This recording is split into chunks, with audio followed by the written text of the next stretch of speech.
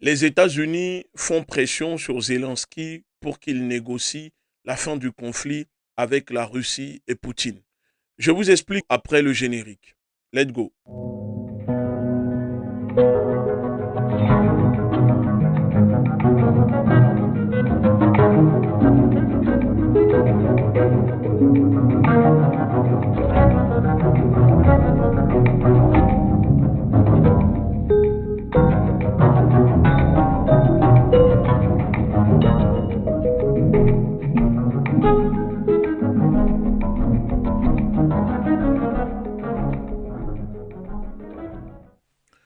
Salutations révolutionnaires. Bienvenue dans Rendez-vous géopolitique. Ça ne sent pas bon pour l'Ukraine et Zelensky.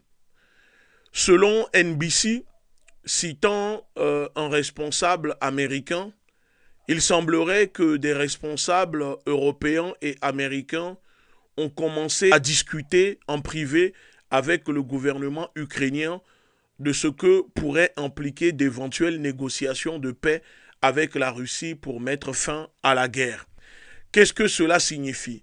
Cela signifie tout simplement que les États-Unis n'ont plus le choix et n'ont plus les moyens de soutenir cette guerre qu'ils ont déclenchée en utilisant l'Ukraine comme proxy pour attaquer la Russie et en espérant peut-être terrasser la Russie, mais tout le monde a vu que c'est l'inverse qui se produit.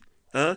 La Russie a gagné cette guerre depuis le début de ce conflit. Après une semaine de bataille, la Russie avait déjà plié le conflit en Ukraine. L'objectif de la Russie en Ukraine avait déjà été atteint. Parce que pour la Russie, il y a plusieurs objectifs à remplir. Et nous le savons tous que les Russes sont en train de remplir les objectifs fixés par Moscou dans ce conflit qui oppose la Russie à l'OTAN, les États-Unis, l'Europe et l'Ukraine. Je pense que à l'heure actuelle, le chouchou, non, je dirais plutôt l'ex-chouchou préféré des Occidentaux et des médias, le narco-fureur Zelensky, le président comédien, doit réaliser seul dans sa chambre que les États-Unis ne tiennent jamais leurs promesses, que les États-Unis sont un pays qui ne respectent pas leurs paroles. Oui, les États-Unis ne respectent pas leurs paroles. Si je suis en train de vous dire cela, c'est parce que les choses évoluent rapidement concernant le conflit en Ukraine. De un, le conflit qui vient de s'ouvrir entre Israël et Hamas n'arrange pas les choses pour Zelensky. Les caméras du monde entier, les médias, les journalistes du monde entier ont les yeux braqués sur Israël et la Palestine. Du coup, on ne parle plus de l'Ukraine. Plus personne ne considère ou ne calcule Zelensky. Zelensky, subitement, commence à disparaître des médias occidentaux. D'ailleurs, ce dernier n'hésite pas à le rappeler, ce dernier n'hésite pas à se plaindre de ça. Il dit même que, selon lui, le conflit qui vient de démarrer entre Israël et la Palestine met en danger son pays parce que les médias ne parlent plus de ce qui se passe en Ukraine et donc cela pourrait permettre à la Russie de gagner ce conflit. Selon vous, pourquoi subitement les États-Unis et l'Europe commencent à mettre la pression sur Zelensky pour qu'il négocie avec la Russie? Si, comme les médias propagandistes nous le disaient depuis des mois, que la fameuse contre-offensive tant vantée par Zelensky, les États-Unis, l'OTAN et l'Europe fonctionnait. Si réellement l'Ukraine était en train de gagner la contre-offensive, pourquoi les États-Unis vont demander de négocier avec la Russie? Parce que souvenez-vous, on nous avait annoncé partout sur les médias que l'Ukraine allait recevoir les tanks, les chars Abrams, Léopard et Leclerc et que cela allait donner l'avantage à l'Ukraine de gagner la guerre face à la Russie. Et nous, on vous avait déjà expliqué à l'époque que donner des chars à l'Ukraine pour attaquer la Russie sans un appui aérien n'allait pas changer le cours de la guerre en Ukraine. Vous avez vu vous-même.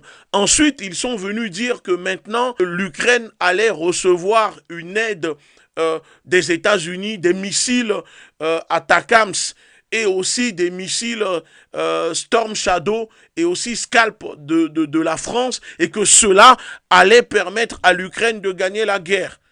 Cela n'a rien changé.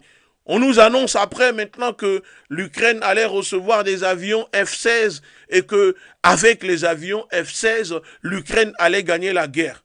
On a vu, cela n'a rien changé. Et là maintenant, on nous annonce que il faut que l'Ukraine négocie la paix avec la Russie. Pourquoi? Pourquoi subitement on commence à nous dire cela? Pourquoi on commence à préparer l'opinion des populations occidentales? Pourquoi on commence à faire croire et on commence à faire comprendre que Zelensky n'a pas le choix que de négocier? Tout simplement parce que, vous savez, la guerre est pliée depuis le début. Parce que au bout d'une semaine, au début de ce conflit, la Russie avait déjà gagné cette guerre.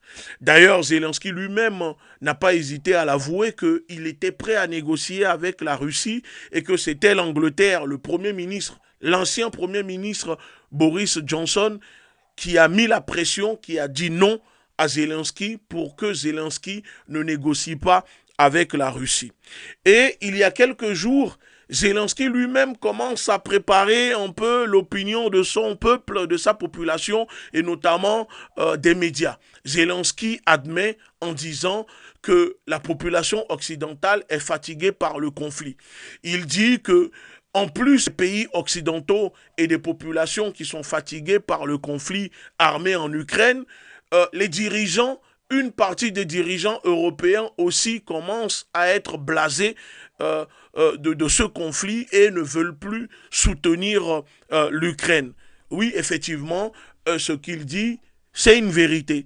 Il y a des pays, il y a des dirigeants qui ne veulent plus soutenir l'Ukraine, notamment l'ancien allié qui est la Pologne, qui était farouche, qui était, comment dire, hostile vis-à-vis de la Russie, qui était prêt limite même à envahir une partie de l'Ukraine pour attaquer la Russie, a coupé son aide à l'Ukraine. Il n'a pas hésité à hériter Zelensky, et Zelensky avait fait des déclarations pas très amicales vis-à-vis de la Pologne, et même la Pologne avait rappelé l'ambassadeur ukrainien et rappelé son ambassadeur en Ukraine. Alors quand on prend ces facteurs, et aussi le fait que les pays occidentaux se rendent compte qu'une partie de l'argent alloué à l'Ukraine est volé, détourné, et que l'aide qu'on donne à l'Ukraine en réalité part dans les poches des dirigeants et des oligarques du pays, en plus des armes qui sont revendues à des groupes armés,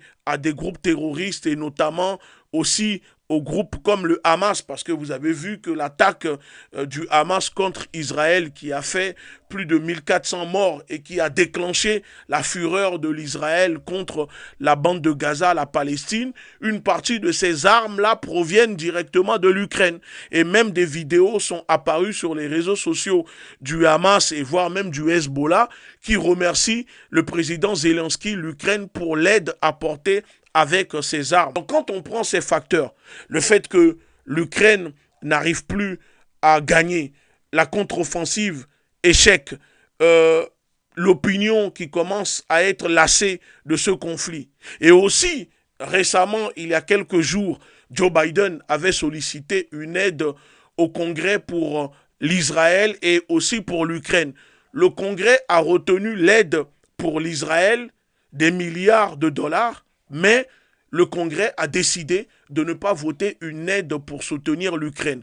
Joe Biden avait même dit que si le Congrès ne suivait pas sa demande d'aide pour l'Ukraine, il allait mettre son droit de veto de l'aide apportée à Tel Aviv.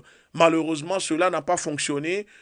Les députés, le Congrès américain n'a pas suivi sa demande. Donc quand on prend ces facteurs, le fait que le Congrès américain ne veut plus apporter une aide militaire, financière à Zelensky et à l'Ukraine, le fait que les médias du monde entier, les Occidentaux, ont les yeux tournés vers le conflit entre l'Israël et le Hamas, le fait que Zelensky se retrouve isolés. Et surtout, les États-Unis n'ont pas le choix. Vous savez, en ce moment, le Moyen-Orient est au bord d'un chaos total.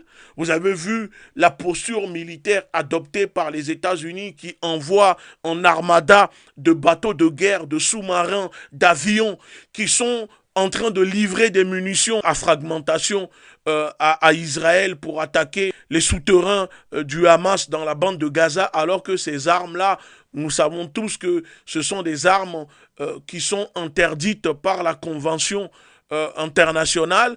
Les États-Unis ont livré aussi ces armes-là à l'Ukraine et on nous avait dit que les armes à fragmentation, à sous-munitions livrées par les États-Unis à l'Ukraine allaient permettre à l'Ukraine de gagner le conflit. En réalité, nous savons tous que l'Ukraine, même si ce n'est pas l'Ukraine elle-même, mais l'OTAN, les États-Unis qui font la guerre à la Russie, cette guerre est perdue. Donc pour sauver la face, les États-Unis ont besoin d'un échappatoire pour essayer de quitter le terrain de l'Ukraine.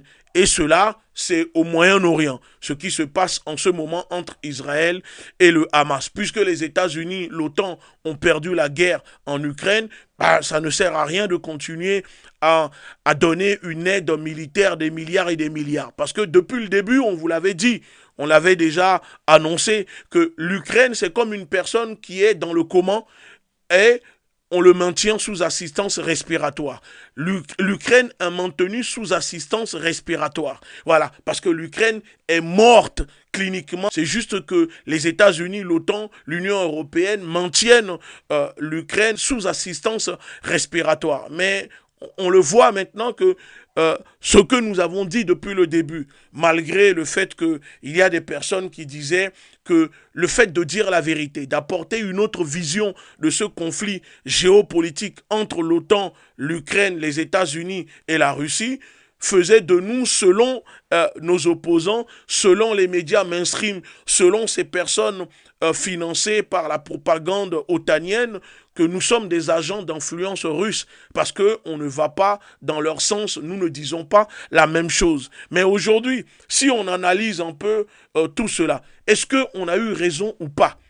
La contre-offensive tant vantée par l'OTAN, les États-Unis et l'Union européenne, qu'est-ce que ça a donné? Ça n'a rien donné. Livrer des chars à l'Ukraine sans un appui aérien, ça ne change rien, ça n'allait rien faire. D'autant plus qu'on a vu que ces chars ne sont pas adaptés au conflit qui se déroule en Ukraine parce que ce sont des chars qui sont trop lourds, ce sont des chars qui s'embourbent et à chaque fois, quand il y a des pannes pour changer les pièces, il faut reprendre ces chars, les ramener en Europe, c'est-à-dire en Pologne pour les réparer avant de les renvoyer au front. Ce qui causait énormément de temps perdu pour l'Ukraine pour gagner un conflit. Vous voyez, avec autant d'intensité, l'Ukraine ne pouvait pas gagner ce conflit.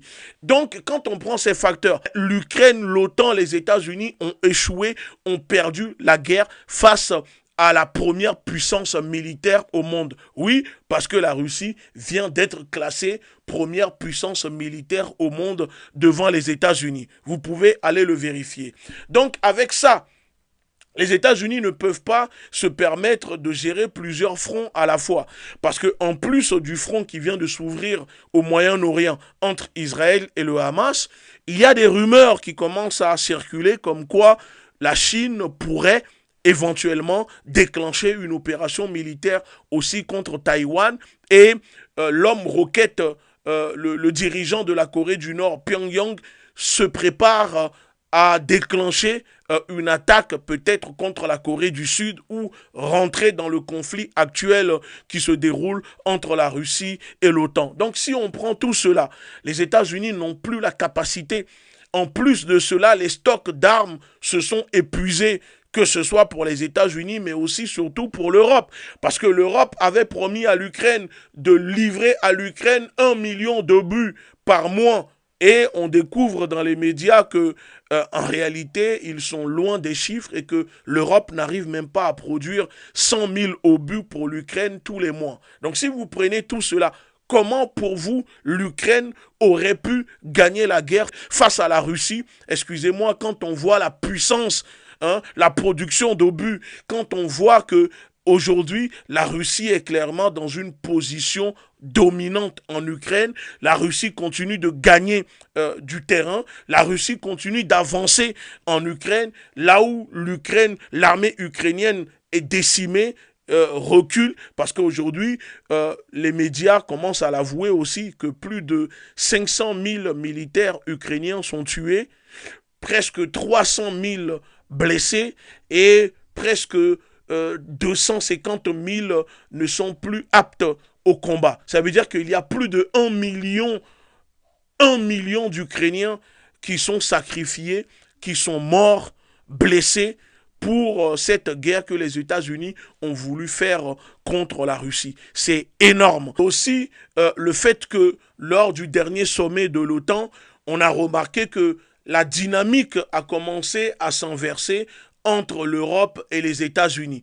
Parce que lors de ce dernier sommet de l'OTAN, qu'il y avait des tensions, des divisions au sein des pays au sujet de l'avenir de l'Ukraine, au sein de l'Alliance et les limites que chacun pouvait apporter en matière de livraison d'armes. Donc quand on prend ces facteurs, on vous avait déjà dit depuis des mois que la guerre était terminée. Et je le répète, l'Ukraine est juste maintenue sous assistance respiratoire par l'OTAN, les États-Unis et l'Europe qui cherchent un moyen de sauver la face parce que la guerre est pliée. Donc quand on sait tout cela, pourquoi c'est maintenant que les États-Unis sont en train de pousser Zelensky à négocier avec les États-Unis? J'aimerais vraiment aussi avoir vos avis dans les commentaires. Dites-moi pourquoi les États-Unis demandent à Zelensky de négocier pour mettre fin à ce conflit avec la Russie. Merci beaucoup.